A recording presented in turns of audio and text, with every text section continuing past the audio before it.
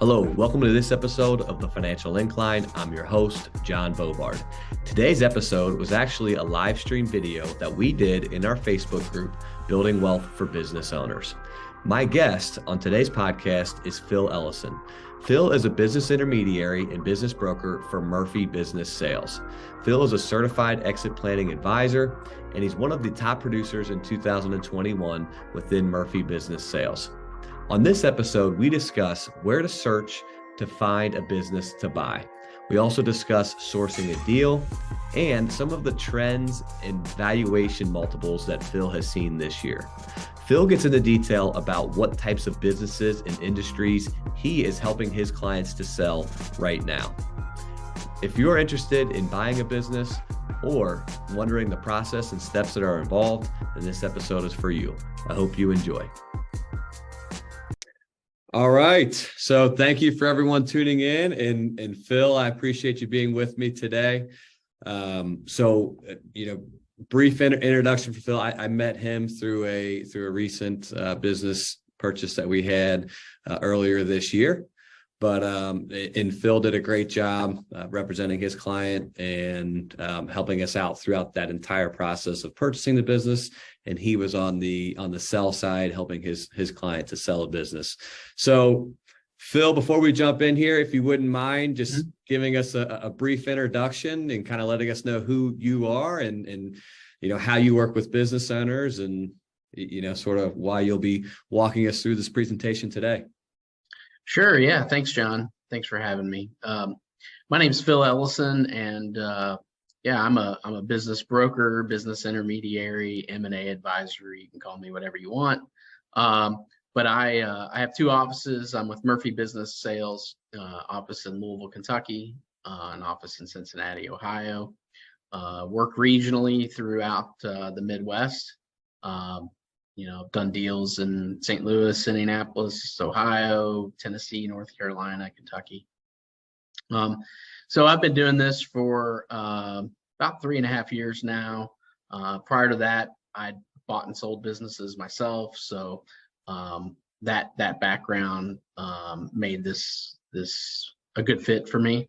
Always liked the deal making side of the business or of the acquisitions. And so I have now taken my experience there and mistakes that I made along the way and everything that I've learned, good and bad, and I use that to help clients sell their businesses or help people to acquire businesses.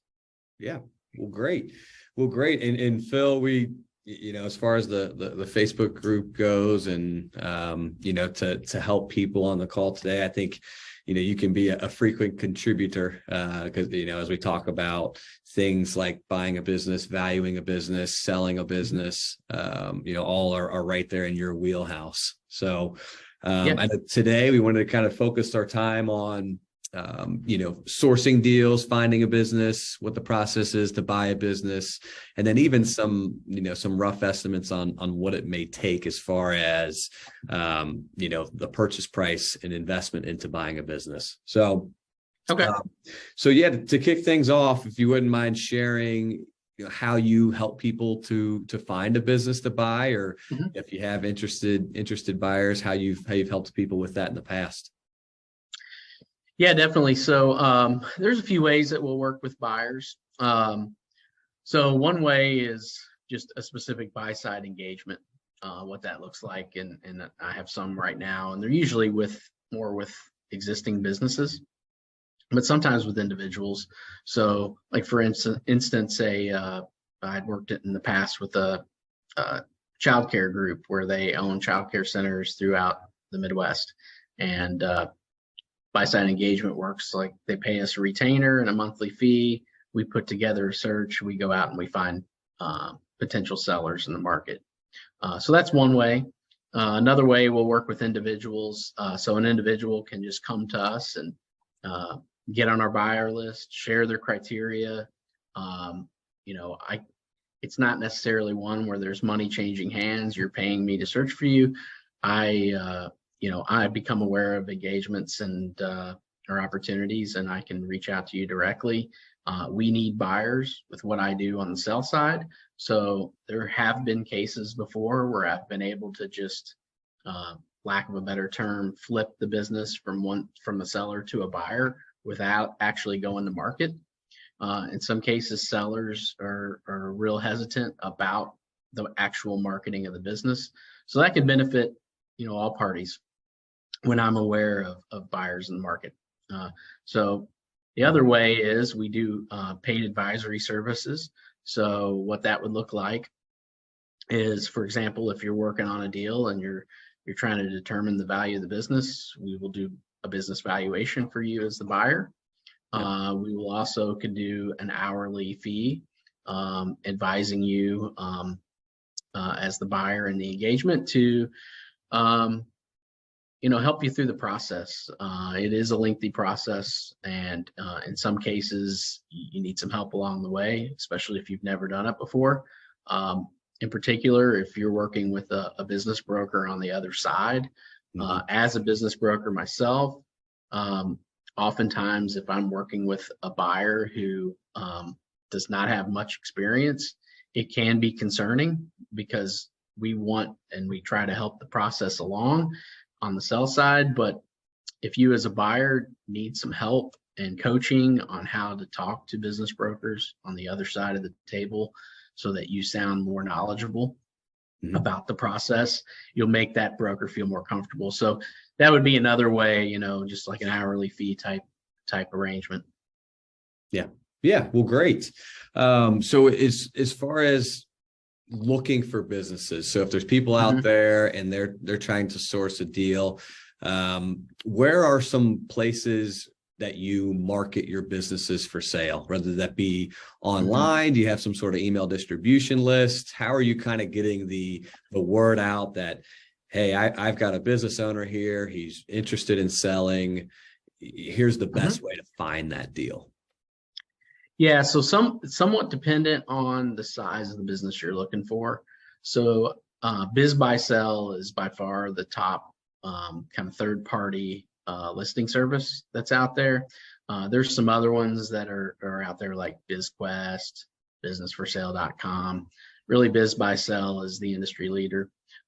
If you're looking for more lower middle market opportunities, you might want to look into a website like DealStream. That's one. Another one is Axial.net. So AXIAL.net. With Axial, you can put in your criteria, and it's kind of like the eHarmony of business finders. So it'll match you up with deals. So you put in, you put in your criteria, and you'll get emails when something comes in that matches your criteria. And when I post things to Axial, once everything's loaded and saved, it automatically sends it out to matches. So that's a really nice site for both buyers and sellers. Great. So of course our website, my website, which is on part of Murphy Business Sales, we're actually developing a new site now for me individually, but our own website, we have for people that don't know Murphy Business Sales, we have a couple hundred offices across the US and Canada.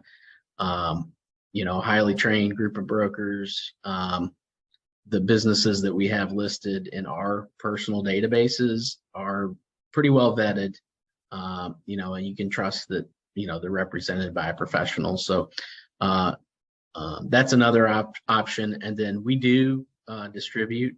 So, at the end of this, I'll share my email address. If you want to get on my distribution list, you can. Great. Yeah. And there's other things that you can do. You don't have to rely on websites and distribution lists. You can reach out directly to business owners. You can network in whatever area that you want to own a business. If you know that you want to own a business in Cincinnati, Ohio, talk to people. Just tell them what you're looking to do. And word will get around. I think, John, that's kind of what happened for you in some ways, So, yeah, that's right. Word of mouth is very strong. Yeah, very much so. But don't be afraid to pick up the phone and call a business owner.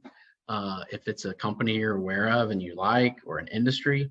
Now, they may be a little bit standoffish, but if there's a way to connect and make that that connection with them through some other relationship or through networking, that can help kind of ease that conversation. And a lot of times it's just a matter of building trust, but that's another way to do it. Mm-hmm. Yeah, that's great. That's something I never heard of. And honestly, it's funny, Warren Buffett, who Berkshire Hathaway is always acquiring businesses. He used to just put something in his annual shareholders letter about the types of businesses they were looking to buy and some of the criteria. And you're right. He kind of marketed it in himself to do that. So how difficult do you think it would be to source a deal directly? If there's an individual out there, or if there's a couple individuals that are looking to buy business, and how much time, or how difficult do you think that would be? How often do you see that? So the difficulty is in the process, in my mind. It's not so difficult to find an opportunity. I hear about opportunities all the time from friends. Hey, I heard about this deal. I might be able to buy this business. But oftentimes the disconnect is in a seller trying to just do it themselves and not understanding the true value of their business, or what someone could pay, or what a lender is willing to lend to sell the business.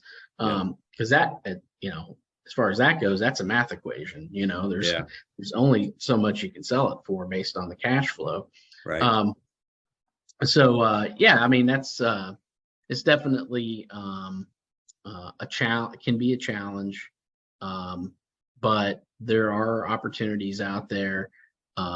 If you're a buyer and you've bought a business before and you feel comfortable with the process, then there's ways that you can make it happen. I think having a good team on your side, whether it's an attorney, a broker that you can talk to, a CPA, lender. That's a big key. Yeah. So I think there's ways you can do it. I think, again, the challenge is in the process. It is a lengthy process. It can take a long time to get a deal done. And the hardest part can be keeping everyone engaged. Yeah. You as a buyer may drift from time to time. I've experienced myself when I was buying a business, the seller, hey, things are going really well right now. Why would I sell my business? He gets a little less interested in selling it. So maybe he takes a couple months and you don't really hear much from him. Right. So that's the hardest part of trying to source your own deal, is just keeping the process in place and having things move forward. Right. I can imagine that. And one thing that, in my mind, I would like to see a business that's listed by a broker, because then the seller, it definitely seems more committed, right? If they're going out and they've hired a broker to help them with that process, that deal, in my mind, has a larger likelihood that it's going to close. As opposed to trying to source a deal directly, which I'm sure, I don't know what the stat is, but I'm sure it's a very high number of those, if you're sourcing directly, that deals that fall through. Yeah.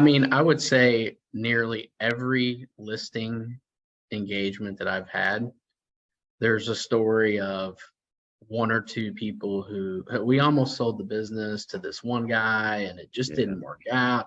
It never fails. There's always a story there. And, you don't know all the details, but there's a reason it fell apart.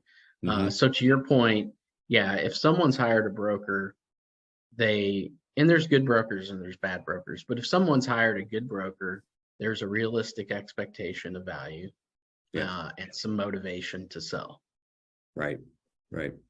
Yeah. I can definitely imagine that. So I know we wanted to spend kind of the bulk of the rest of our time together just talking about the trends that you've seen, not only this year, but in years prior.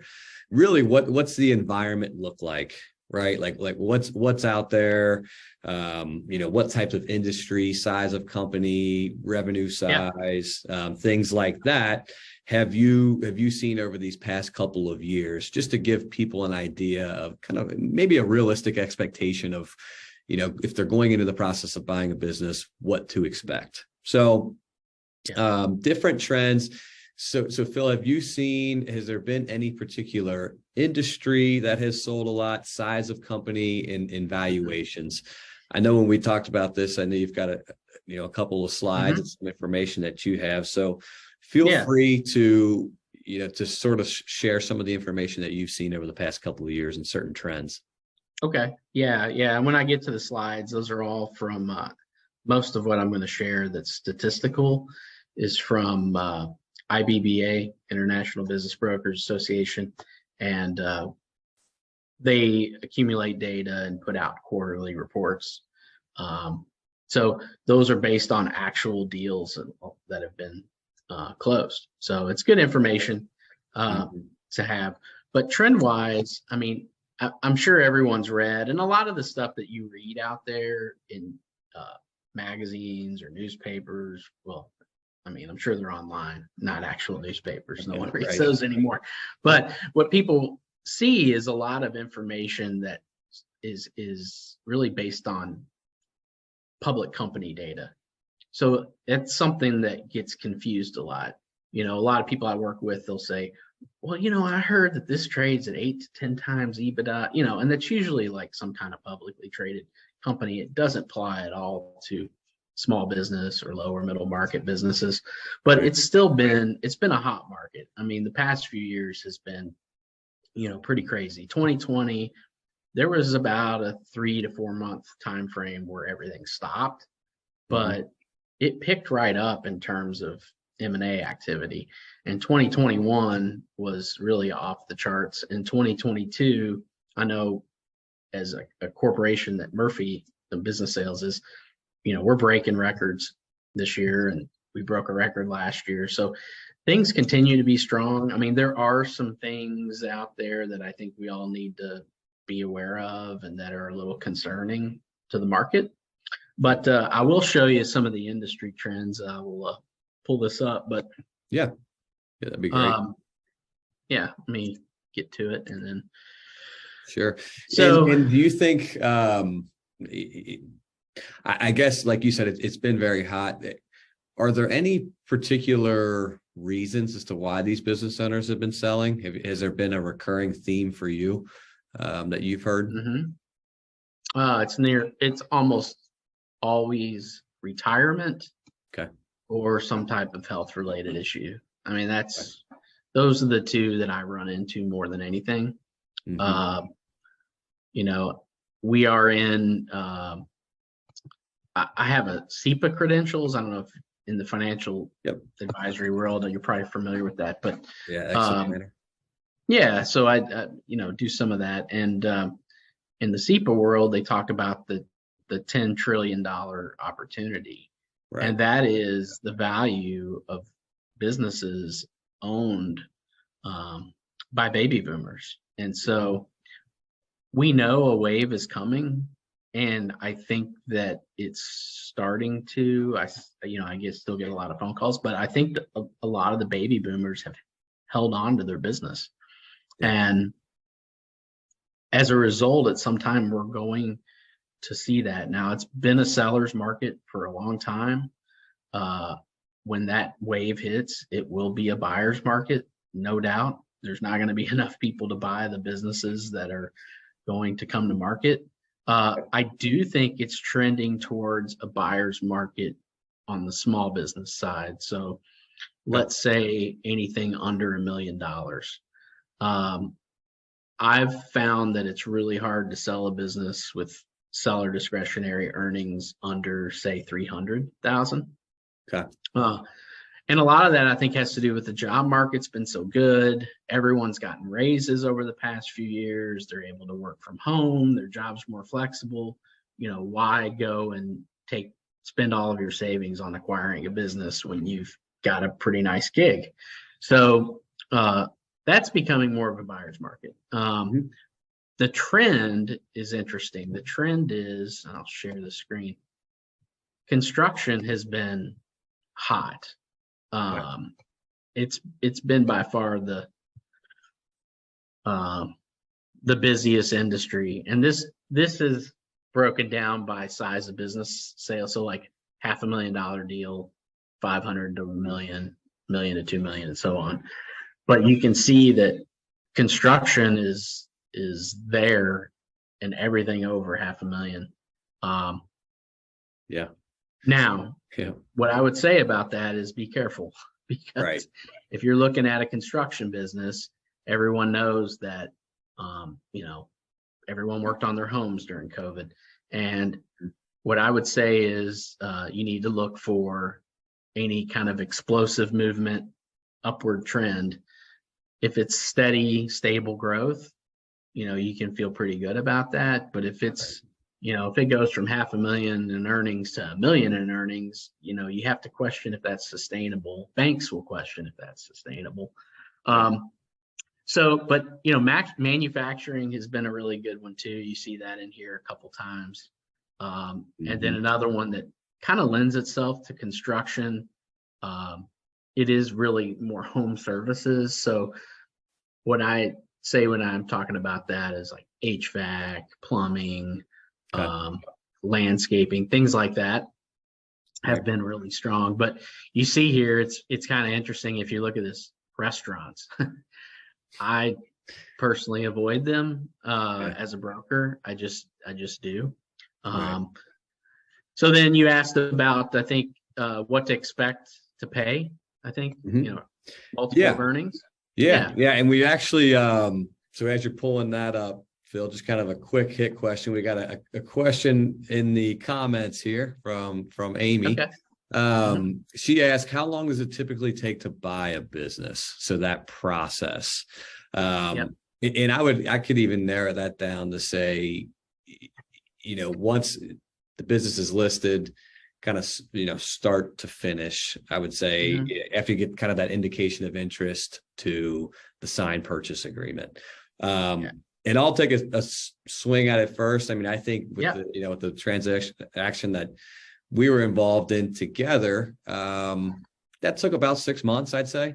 Just ballpark it. If from the time we first talked to the CEO and the ownership group to when that deal closed, I would say it was a little under 6 months. So that's kind of just a general time frame. I don't know if you have any different experience. So that was fast. That's my experience.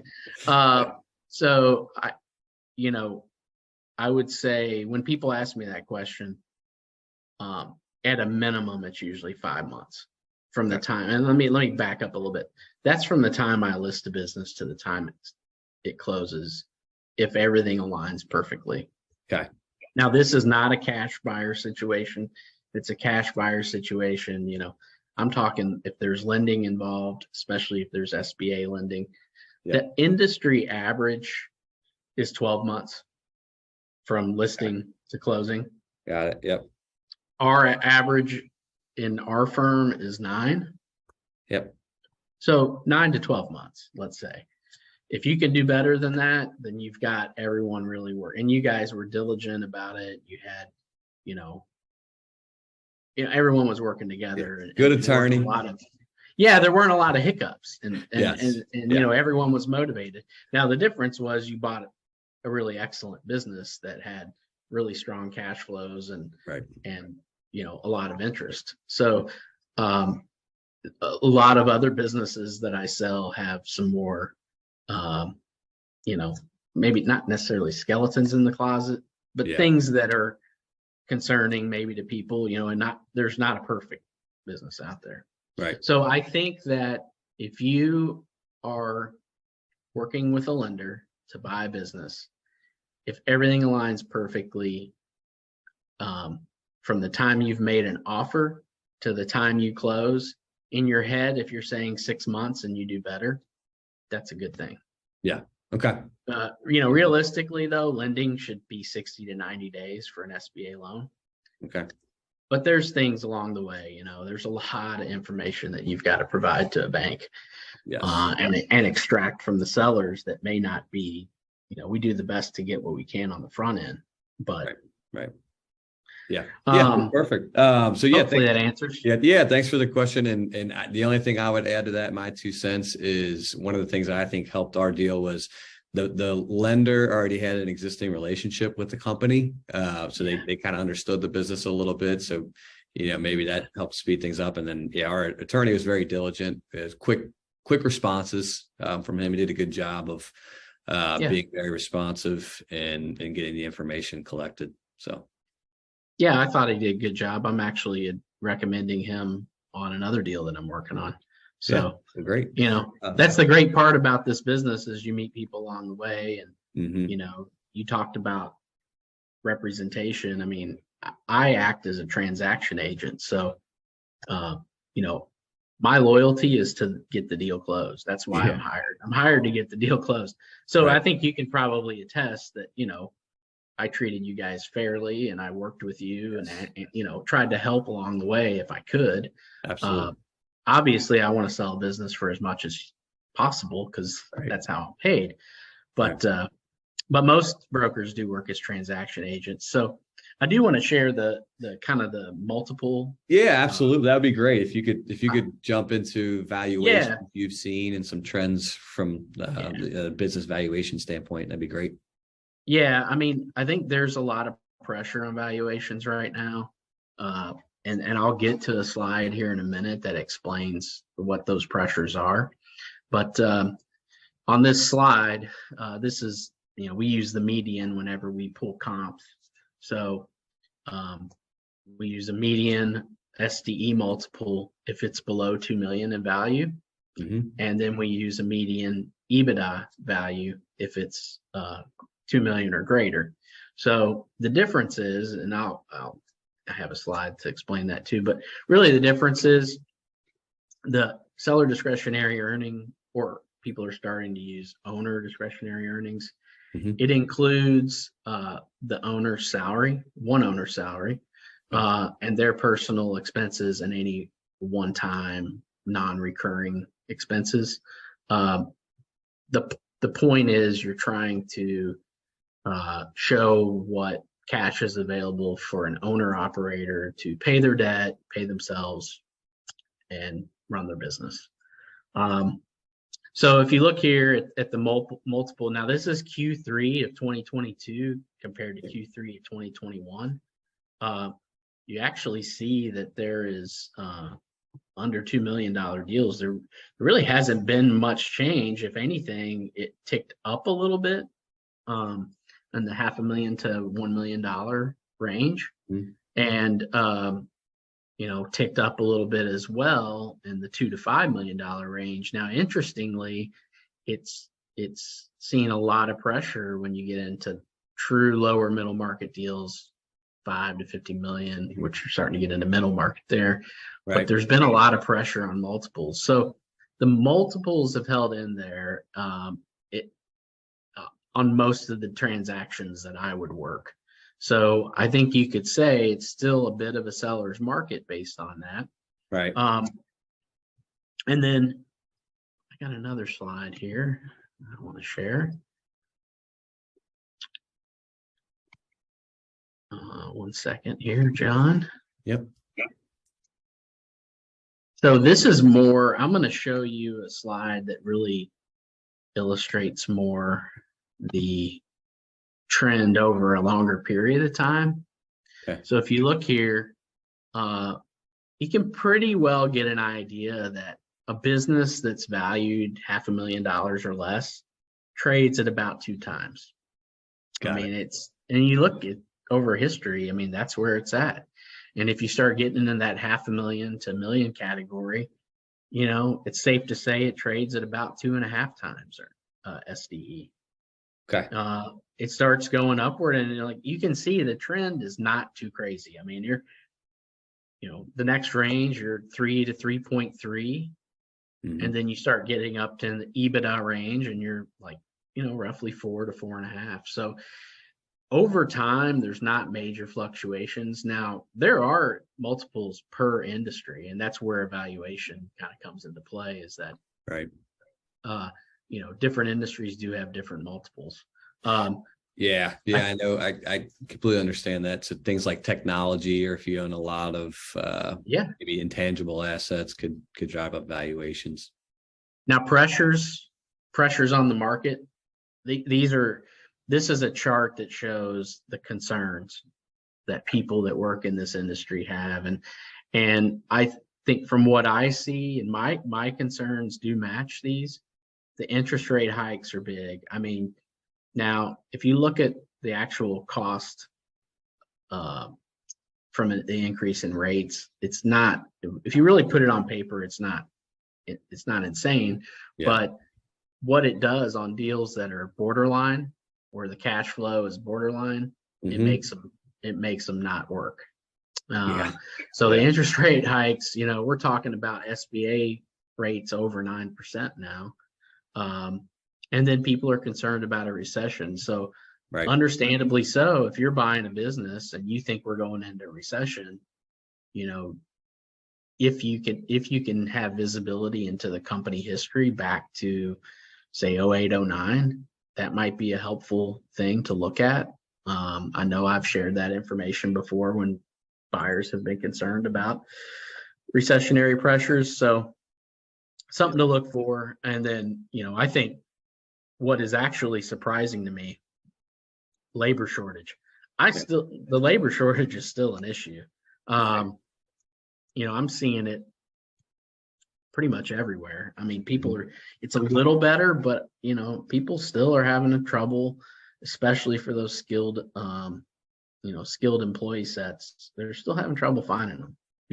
Yeah, I agree with you. It's for the business owners I work with, it's definitely still top of mind, definitely still an issue for them as well. So, all right, well, great. Well, Phil, I really appreciate the time. I definitely won't take up too much more of your time. We'd love to have you back. Love to have another conversation with you in the future. But just the recap, you let us know exactly how you work with people looking to buy a business, and also how difficult that process may be if you don't have a broker. And loved your comments around, it's a seller's market, but we're starting to trend towards more of a buyer's market with that large opportunity of the baby boomers retiring. And then obviously those trends in the slides were very impactful. Were great information for us. So good. Well, I mean, I think the thing to keep in mind if you're a buyer is, understand the process that you're looking at.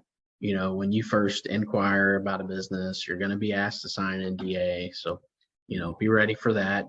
The SIM is something that you're going to get from a good broker. They're going to provide you with the SIM, confidential information memorandum.